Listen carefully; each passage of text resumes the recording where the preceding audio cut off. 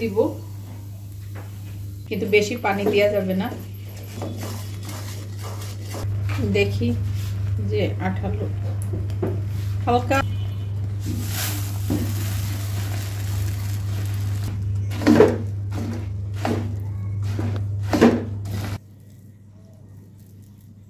আমি বড় বড় সাইজের বানাচ্ছি যাতে কষ্ট কম হয়। বাসার জন্য যেমন খুশি তেমন। এই যে পারফেক্ট, এই যে আমার মোয়া নিজের হাতে কষ্ট করে বানালাম। এখন নাকি সব জায়গায় শুনতেছি সুনামি, তারপরে ভূমিকম্প, তার জন্য সবাই মুড়ি নিয়ে দৌড়াদৌড়ি করতেছে, আর আমি মোয়া বানায় রাখতেছি যাতে চাপা পড়লে এক সপ্তাহ মাটির নিচে বসে বসে মোয়া খাবো আর এক বোতল পানি নিয়ে যাব, বুঝছেন?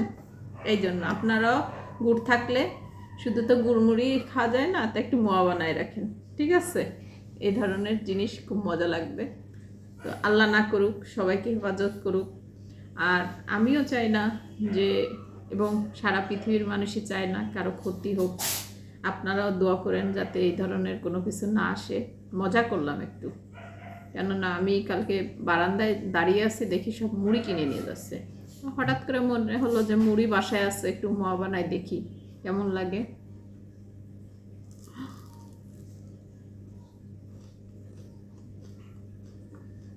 সেই মজা, অনেক শক্ত হয়েছে, ক্রিসপি।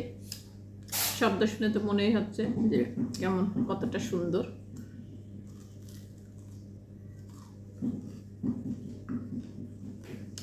সে মজা।